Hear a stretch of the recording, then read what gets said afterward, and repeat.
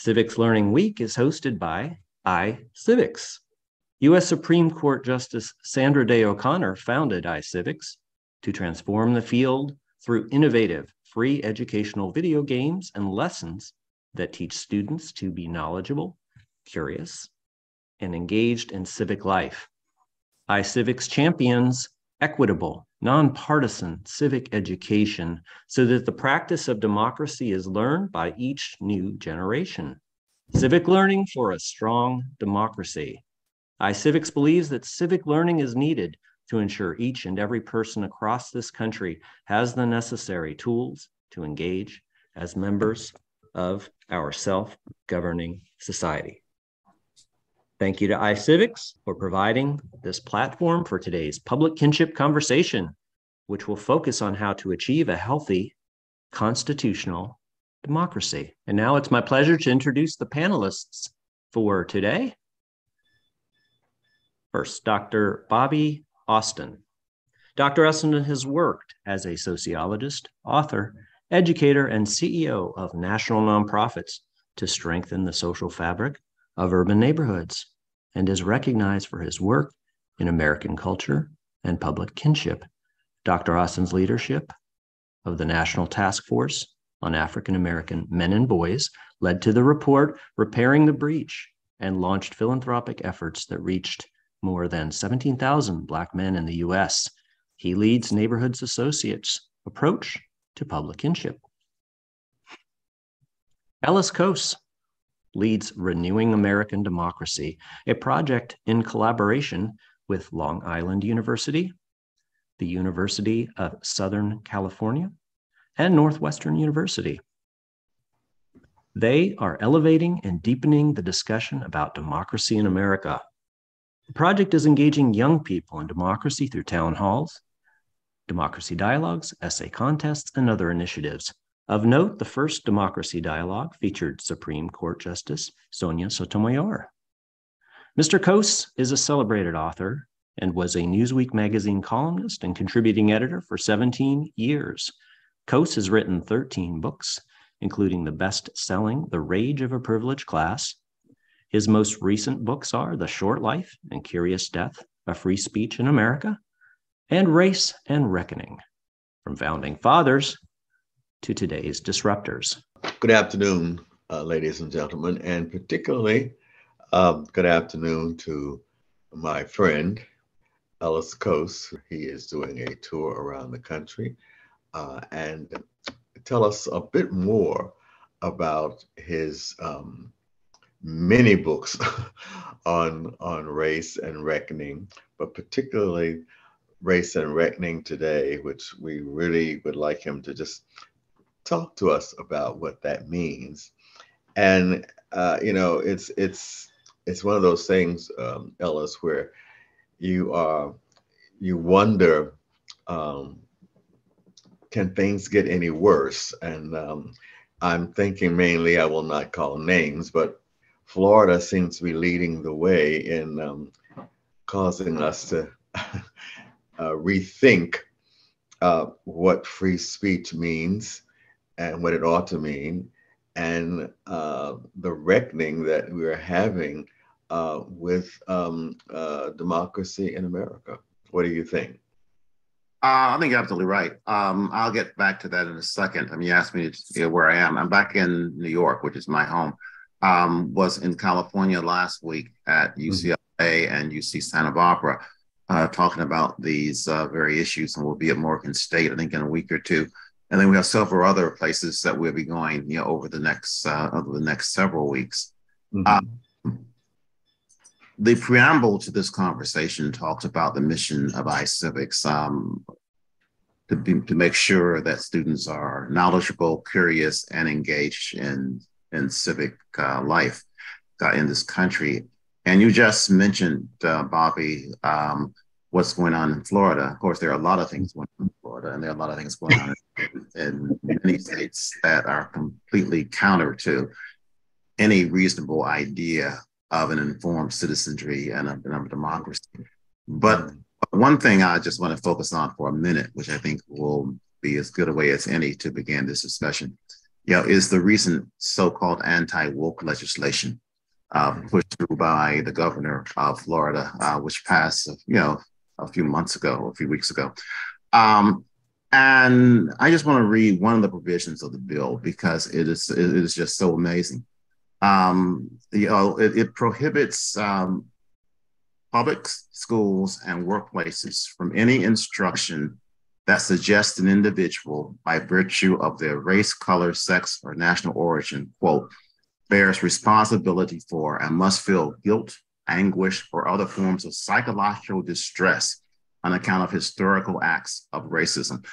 I mean, what that basically says, it says two things. It says we're more concerned about students' emotional response to history than we are about them correctly learning history. One. And two, it says you really can't teach history if it's going to make people feel anxious in some way. And the Washington Post, not too long ago, ran a fascinating article where they were talking about several things that, because of not just the Florida law, but because of similar legislation and initiatives in states across the nation, are basically banning whole fields of knowledge. And I just want to, and among the things that many states now basically won't allow teachers to teach are the fact that slavery was wrong, the fact that Christopher Columbus recommended slavery for the Indians after he saw the indigenous people, the facts surrounding police misuse of force, and the history of the struggle for rights for women. So basically, if iCivics is about knowledgeable, curious, engaged individuals, we have a huge movement that is aimed directly at iCivics and saying we want to go in exactly the opposite direction that you want us to go in. And we don't want you to be curious. We want you to be stupid. And we don't want you to know history. We want you to ignore history. We don't want you to be involved. We want you to be safe, safe from ideas which, and from things in our history which are somehow unpleasant. And I can go on, but we are we are at a very interesting moment. And there was a time when I thought, okay, we're entering an era not unlike the post-Reconstruction era. And the post-Reconstruction era in this country, after the Tilden Hayes Compromise and the troops were pulled out of the South and the South went back to its old ways, was largely an era of redefining what had happened during Reconstruction and even before Reconstruction and during the Civil War. And partly as a counter narrative to that redefinition, W.E.B. Du Bois in the 1830s, wrote a classic book called Black Reconstruction, looking at, basically trying to counter all the myths that were being created. And the myths were quite simple. The myths for Reconstruction was a disaster, primarily because Blacks were stupid, ill-informed, and corrupt, and ruined everything for everybody until the heroic KKK came along and made things right. I mean, that was the narrative that he was trying to counter. Mm-hmm. Interestingly enough, in the 1940s, some 10 years after he published his book, the Baltimore African American did a survey of history books across America and found exactly the same problem, that the KKK was seen as the heroes, that Blacks in Reconstruction were seen as idiots, and that white supremacy was basically defended. And even in the 1960s, when B'nai B'rith looked at history books, they found pretty much the same thing. This did not change. This narrative did not change until the late 60s, early 70s. What's my point here? My point is that we've gone through this once, when there was a big effort to rewrite history, and the only good result the only result that it had really was to finally get people fed up enough to say, wait a minute, we need to know the truth. Now you have an equally massive movement. But I would say one difference in what's happening now and what was happening in the post-Reconstruction era is they're not so much rewriting history, they're trying to erase history. They are trying to basically say all these things that clearly happened didn't happen, or at least we don't want to talk about them out loud, and we don't want you to know about them, and we don't want you to feel at all bad about anything that happened. And I'm not sure how you teach about enslavement without somehow getting the message across that there was something wrong about this, that there was something bad about that. We seem, as a nation, certainly the more enlightened people know that. The people behind iCivics know that. But there's a huge movement now of people who essentially don't seem to know that or just don't care. You have just given us a major oration that we're going to put on our website that in a few moments encapsulated an entire set of circumstances in this country. And as frightening as it is, Ellis, you also gave us the prescription for how our ancestors changed that from Du Bois forward. And now here we are, as you said, again, having to enter this era. So this is work that you and I are doing, but it's work that our children are going to have to take up. iCivics has a lot of work to do, but one of the things that I think is so horrifying about this is that this is aimed, I think, at young whites to indoctrinate them into a narrative and a way of life that says what you have is due you. And what these people are trying to do is to destroy what you have. It does not talk about the things that African Americans and others have contributed in the making of this society. And it's a shame because the history of the country could be quite glorious if we made it that way. But if we try to erase everything that happened in it, except it was a wonderful, grand old place every day and every moment, with all legislature that we see around the country are trying to emulate this. Let's wipe out the freedom stances. Let's wipe out women wishing to vote. Let's wipe out all these things. How can this be good?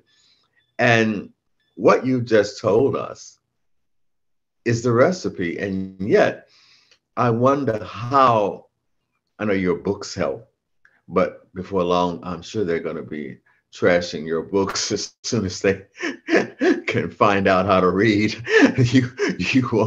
You won't have a market anymore. But that just, it's one of those things where you do want to know where are we? Where are we? And what is this? And I know you know Walter Lippmann, and I love Lippmann. I just think he's one of the great journalists. A lot of people don't like him, but I love him. But he writes about this when he says, you know, when you get a government that is willing to be politicians, but not statesmen, they will do and they will push the ignorant masses into anything. So Mussolini pushing, the Italians into fascism. So, it's the same thing. I hate to say this about Florida, but it's the same thing where you ask yourself, and this is, I guess, the question I want to ask you, where are the statesmen, not the politicians, even though they should be statesmen? Where are they? What has happened here? I think several things have happened here. I think there are, many statesmen. They're working in many respects in the public interest sector. They're working as educators, and a few of them are politicians.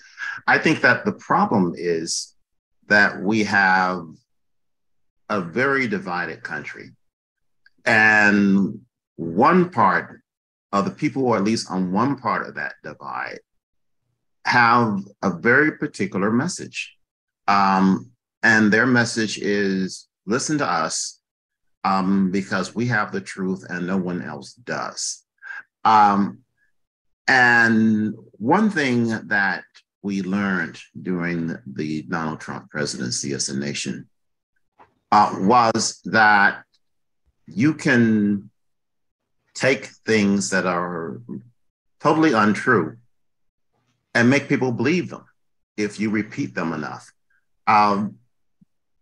That's the lesson from fascism. That's also a lesson from modern advertising. Biden called that out when he spoke of this fascism and got a lot of criticism for his that a lot. Well, why is that? Why is that? I hate to interrupt you because you're so good at helping us. Why is it that offended people in this country? Because there's a certain politeness that's supposed to go with public dialogue in this country. And part of that politeness is to accept that everyone in it is a gentleman or a gentlewoman. And consequence, there are certain places you verbally just don't know. I mean, the founders had this notion when they started the country that the rulers, that Congress, that the Electoral College would all be comprised of very enlightened people and people whose interest was not in enrichment, but in the betterment of the nation. And that the president would be the most selfless person of all. Other reasons, there are many reasons, but that's one of the reasons why the Electoral College was formed. It was this idea that you had to select the best of the best. And that in order to select the best of the best, you couldn't just depend on people to elect that person. You needed to have a body of distinguished statesmen do that. So we have these rules of politeness that go back to the 1700s, confronting an era of people who are not polite at all, and the people who are in many ways not informed at all, and the people who are not concerned about the welfare of many other people. I hate to break in because you are now, I think, at the heart of the problem.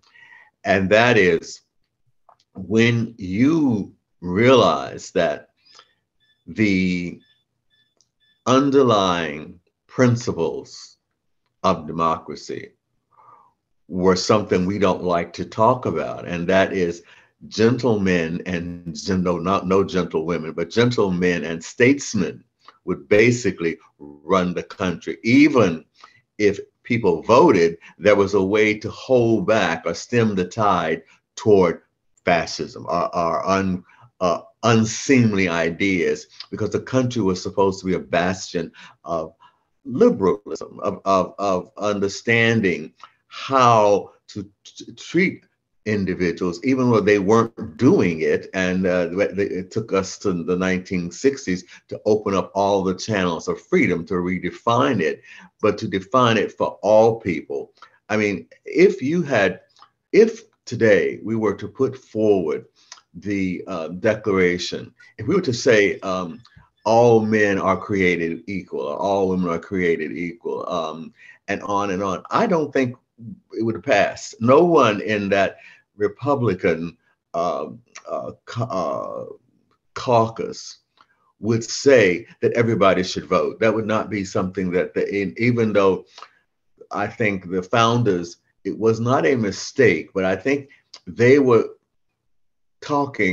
working with their higher angels, even though they were doing some pretty Well, of course, unconsummate thing. when Thomas Jefferson penned those words, "All men are created equal," there are a couple of things that are relevant. I mean, one, he did say men, and you know, back in the 1700s, 1789, when the Constitution was being debated, women for the most part couldn't vote. A few states they could vote, but women for the most part couldn't vote. They could vote. People who didn't have land for the most part couldn't vote. Blacks for the most part couldn't vote. Native Americans couldn't vote. So you had a landed gentry that could vote.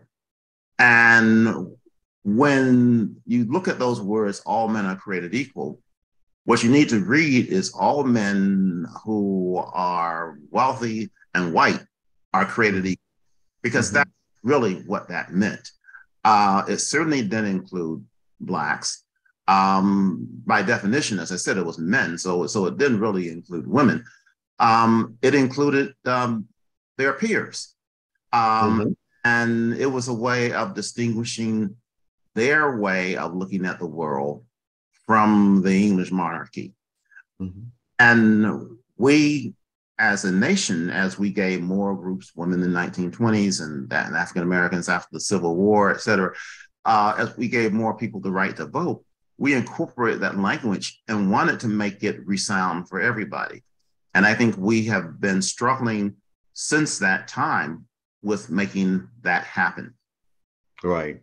I am so appreciative of your long view, both intellectually and as a journalist, of looking at issues that affect how we discuss democracy and how we discuss liberty. They're not the same thing, of course, but one of the things I have been thinking about is there has to be some movement in this country, because we're moved by propaganda. We're very moved by selling stuff.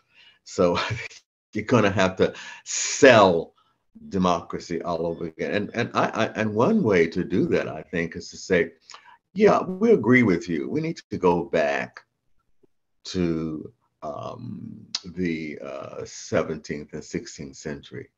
And therefore, Miss Green would not be able to say all the nonsense she can say in the halls of Congress, because she wouldn't be able to vote. I don't think they would like that. And let me tell you why I like that as an idea. My 8-year-old grandson told his mother the other day, they were driving past a park, and a man was feeding some ducks, and he was throwing, bread at them. And so he said to his mother, "I want a duck costume." And she said, "What?" He said, "I want a duck costume." I said, "What? It's not Halloween. What do you want a duck costume for?" He said, "I just want a duck costume." She said, "Blake, why do you want a duck costume?"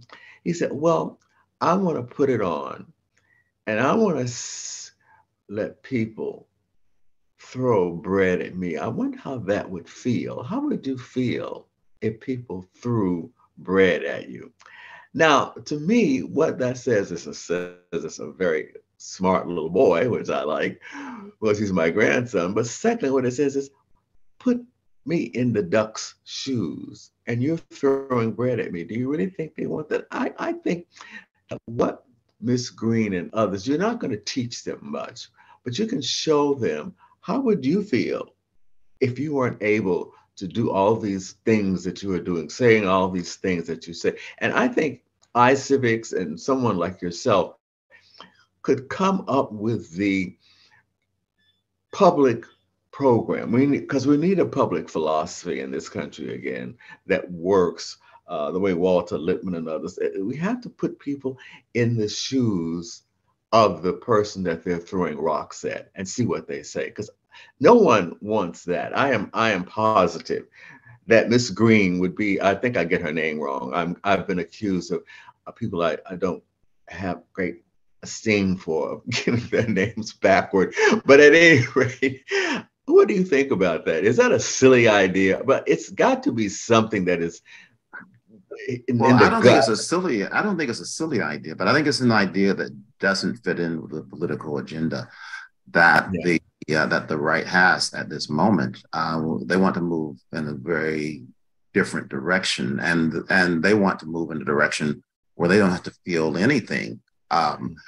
That people of color, that people who are transgender, that people who are gay, that people who are powerless, they don't want people to have to feel any of that. They don't want people to feel any responsibility. They don't want people to feel any guilt. And they don't want people to be critical thinkers. I mean, part of what any sensible civics agenda is trying to do is to create informed and critical thinkers. Mm-hmm. And you have a counter agenda to that now, which wants to form a compadre, or I should say, a composite of Americans who not only are not critical thinkers, but who don't have the information to critically evaluate reality, even if they were critical thinkers. Mm-hmm. I mean, I'm still sort of struggling with this whole idea of how you have an agenda in schools which doesn't make people feel bad about anything, which doesn't make people feel that anything was ever unpleasant. I mean, how in God's name do you teach about the Holocaust when that is your frame? Do you teach, well, in some ways, the Holocaust was not the greatest solution, but it worked because it helped to solve an overcrowding problem in Europe? I mean, it doesn't make any sense. You know, there's no way that you can do that. I mean, you say, well, slavery was not maybe not the perfect solution, but it took a whole group of people and it taught them about America and it taught them about our values and it made them into much more productive citizens than they would have been otherwise. And that's actually the argument that was generally used to support slavery, even back in the times before it was abolished. So yes, you all of those arguments don't want to put you in the shoes of the people who are actually experiencing those things. Because if you are in their shoes, you don't have the idea that this is something ennobling and wonderful. I mean, I talk in some of my lectures about Margaret Garner, who was the woman who was the inspiration behind Beloved. She was a young woman of 22 who had been forced into slavery in Kentucky and escaped with her family by crossing in the middle of the winter and also in the middle of the night the Ohio River, into Cincinnati, where she was immediately, found.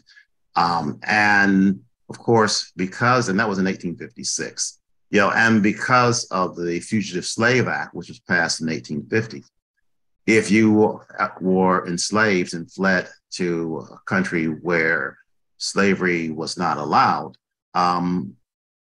the officials in that state still had to help with your recapture and send you back, to the slave state again. And what Ms. Garner decided to do instead, when the slave catchers came to the door and were literally pounding on the door, demanding to be let in, her husband was in one room. She was in the back room. Her husband actually had a gun. He started shooting through the door, wounded one of the slave catchers. She picked up a knife. She slit the throat of her youngest daughter and began to move on the other kids. The slave catchers burst in and stopped her before she could do that. Now, the story that Toni Morrison told is a very different story by and large, because she's a great author and a novelist, and she made up a story about a life in Cincinnati for this person that never really happened at all. But the core lesson from that, and was when she was asked, when Margaret Garner was asked during her trial for murder, why she had killed her daughter. She said, I would prefer that she be at home in heaven with the Lord than in slavery in Kentucky. Well, people don't do things like that if they're happy with their circumstance, and so in order to understand what it was like to live, as a slave back then, you have to at least be willing to entertain the possibility that people who were enslaved didn't like it. Didn't like exactly. And that's, again, it goes right back to where we are now, where you have state legislators declaring, well, you can't say this was wrong, and you can't say you can't teach anything that's going to make people uncomfortable. If you can't talk about things that are going to make people uncomfortable, you can't teach. People can't learn. I mean, what's that old saying? You learn from mistakes. And you learn from mistakes that certain things aren't proper to do. Exactly. Intelligent, you decide, okay, we don't do these things anymore. We have an attempt now to stop that process dead in its tracks. Mm-hmm. It just brings me back to where we began, which is that I think iCivics and other organizations which are aimed at creating a citizenry which is capable of governing, needs to attack forthright these efforts. Yeah. I hate to you're saying so many great things here. We had much more time, but that's important. A citizenry that is able to understand and make these decisions. Is that a downfall of democracy, or is that a downfall of learning, civic learning in our schools? Because it's obvious from what you said at the beginning that the founding fathers, you can talk about them all you want to, they were at least learned. Whether they kept the learnings that they had to make sense, I don't know, but they certainly were learned. But what you have is a group of ruffians now dressed up in a suit, winning elections by talking about stupid things. The earth is flat, on and on and on. What can you do with that? I think it's a great opportunity. I think it's a great opportunity for another kind of narrative, another kind of dialogue. And I think there are a lot of people who are eager to see that dialogue begin. I mean, one of the things that I think is very encouraging is that finally we see participation of young people in the political process going up. And we see an engagement among many young people that we didn't see a generation ago. And you also, I mean, you cannot talk about what's happening now politically without talking about fear. I mean, the emergence of the KKK, for instance, to fight against Reconstruction, to fight against Black people having the vote, was really rooted in fear, and they used tactics of fear both. It was rooted in fear that white Southerners were losing their land, were losing their country, were losing their rights, were losing their property, and they were willing to go to any lengths, to fight this. They forced, they lynched countless numbers of Black people and white people, white who were allies or who were trying to do, quote, the right thing. They intimidated. It was a secret organization that forced people to join, some of whom, and they used the most utterly brutal methods that you can come up with. So much so that the Union generals who were in charge basically had to declare war on the Klan and try to eradicate all of this. But the basic fear that was driving this was fear that they were losing their country. That's the same fear that's driving this now. You have this fear on the part of lots of political actors and a substantial number of white Americans, particularly older white Americans, who feel that they are losing their country, They're losing their country, to, Black people, to brown people, to gay people, to all these people who are foreign to what they consider as American. And rather than lose their country, they will resort to whatever means are necessary, even if these means are totally non-democratic. And that's what we're seeing now. We're seeing an entire huge swath of the electorate, which is embracing anti-democracy because what they see is danger.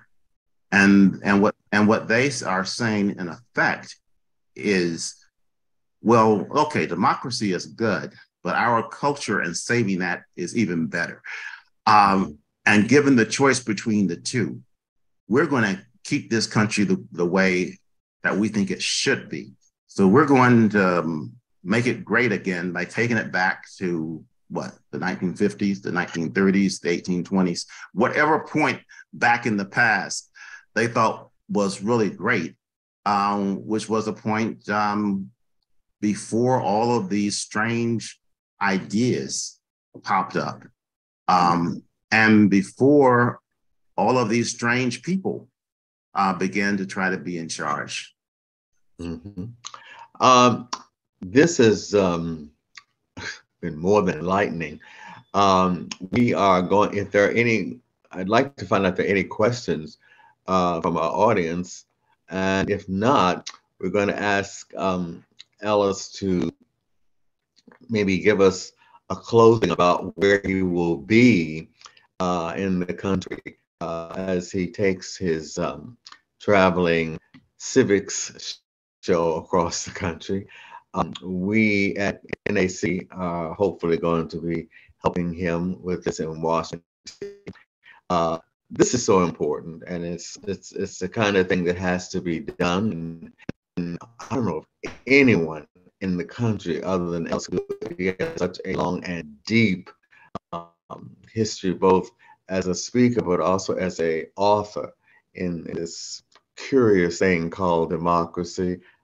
That I do love how we say it is an experiment, because my God, the older I get, the more I know it is an experiment in how you govern and how we attempt to govern. It's a very difficult thing, but I do want to ask if there are any questions. And while we're starting to close out, we're going to ask Ellis to at least give us a prescription. Ellis, you've given us a lot of things. If you were to list, I don't know, 1, 2, 3, 4, 5 things that we all ought to be doing or thinking about at this pivotal point, as some of the political writers say, an inflection point in the country. Give us what you think are some prescriptions that we all as citizens need to deal with. We, at our place, we call it public kinship. You don't see how you can do this any other way, because you've got to find a way of speaking to all people at all times, and that's tough to do. And you might probably, or you might not be able to do it, but you have to try. That has to be your high bar.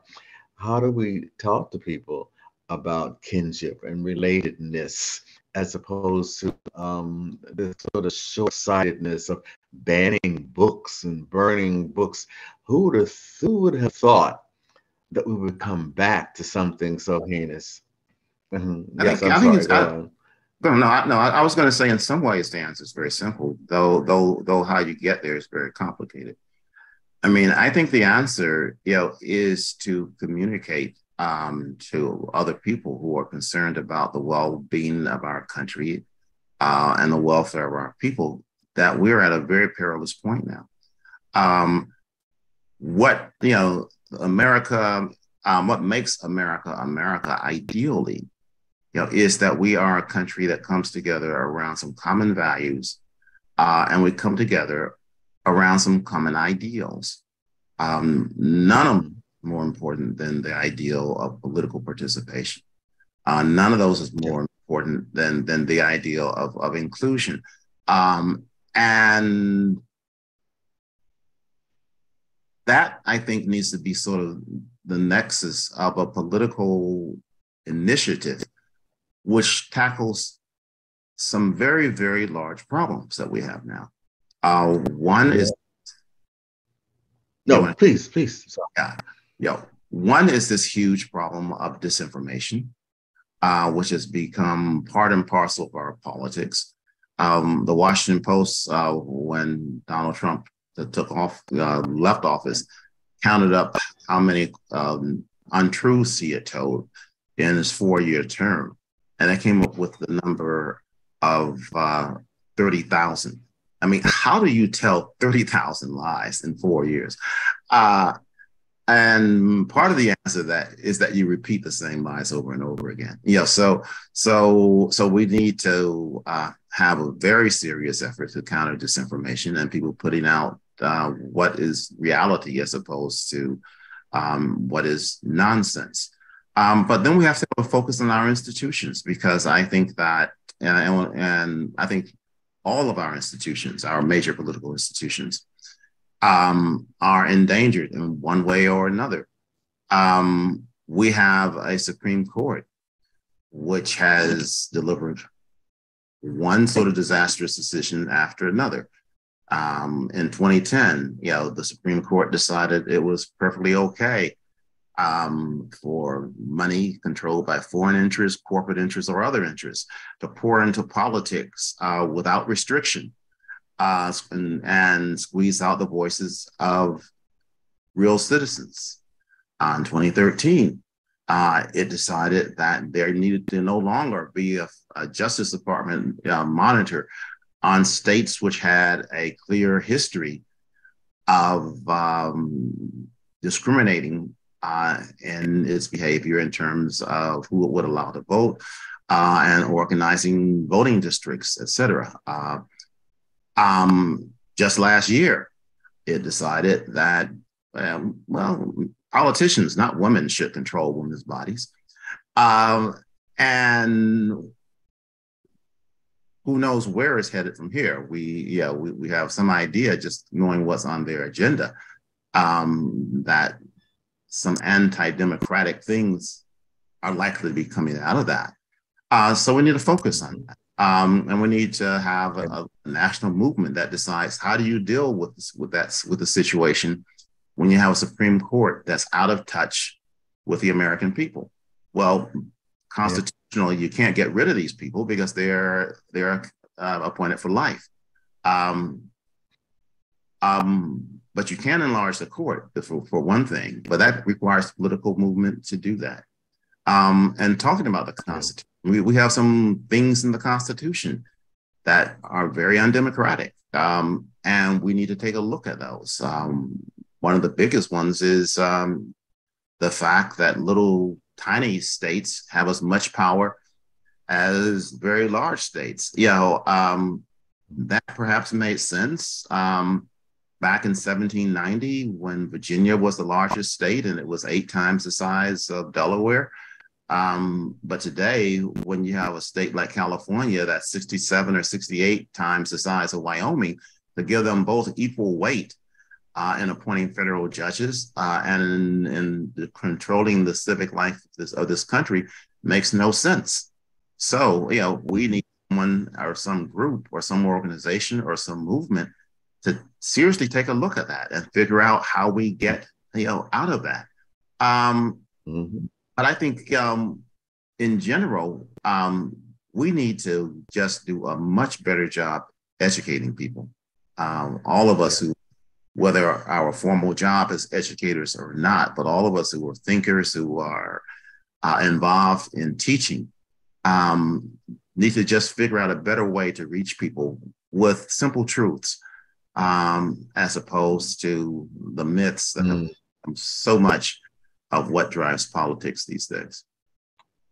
Well, I like that simple truth. We have several questions. I don't know if we have time for all of them, but let's hear some of them, if we could, please, me. Yes. Dr. Austin had mentioned Walter Lippmann and public politics. The question is, what is the role of empathy in supporting democratic values? That's for Dr. Austin or Mr. Cose. What is the role of empathy in supporting democratic values? Why don't we let our guests, Ellis tackle that, and maybe I'll have something later on. Yeah. Well, first of all, what is empathy? Empathy is the ability to sympathize with someone else, the ability to share what someone else is going through in one way or another. So how do you get to that? You get to that by having some common understanding. You get to that by realizing, and this is going to be circular, because it almost necessarily is.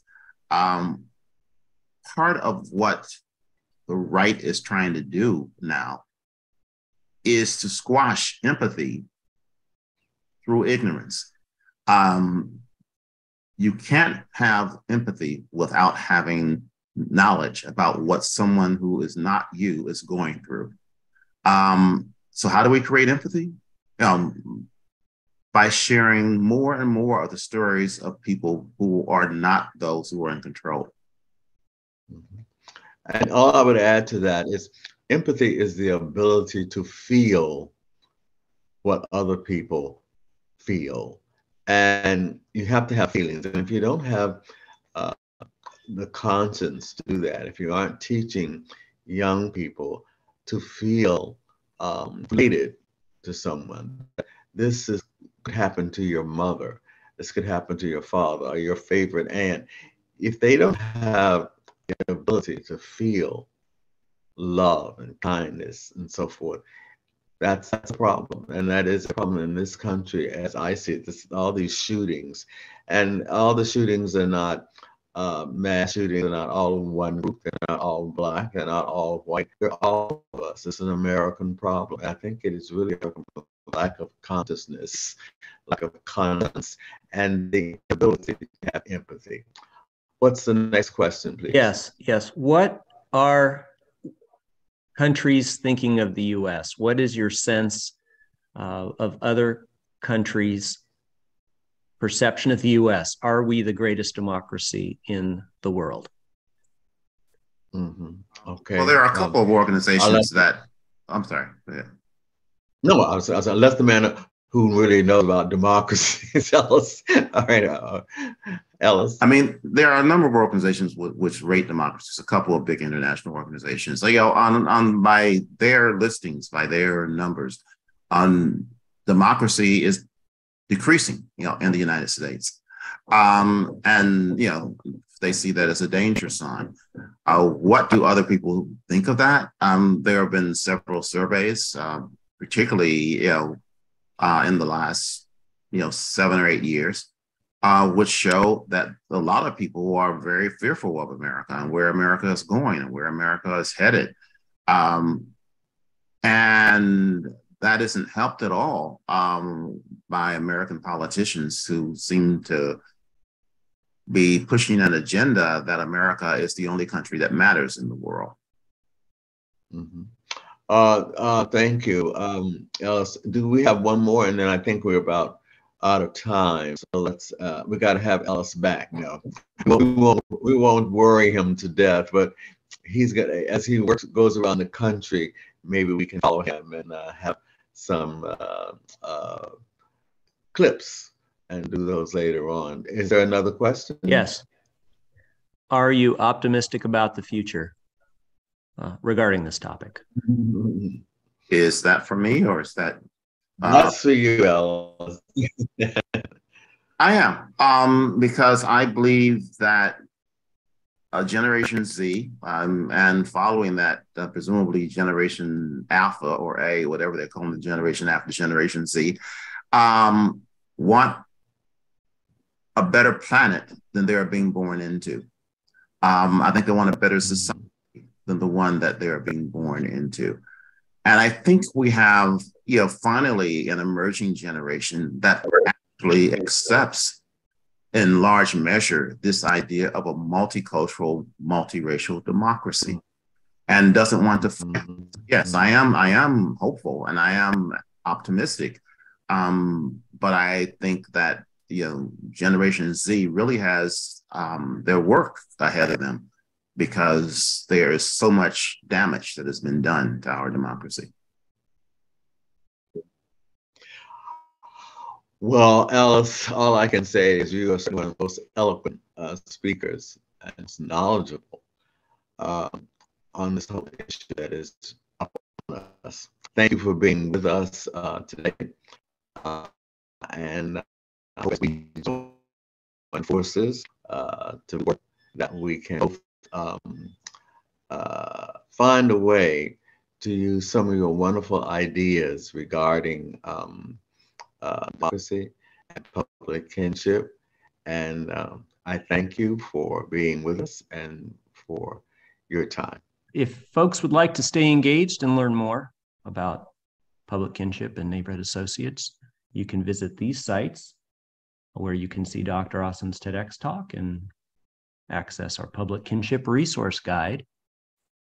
More information about Ellis Cose's work may be found at these websites. And a special thank you to the folks at Civics Now, a project of iCivics, for their advocacy and support. And a special shout out to partner and friend Ace Parsi of Civics Now.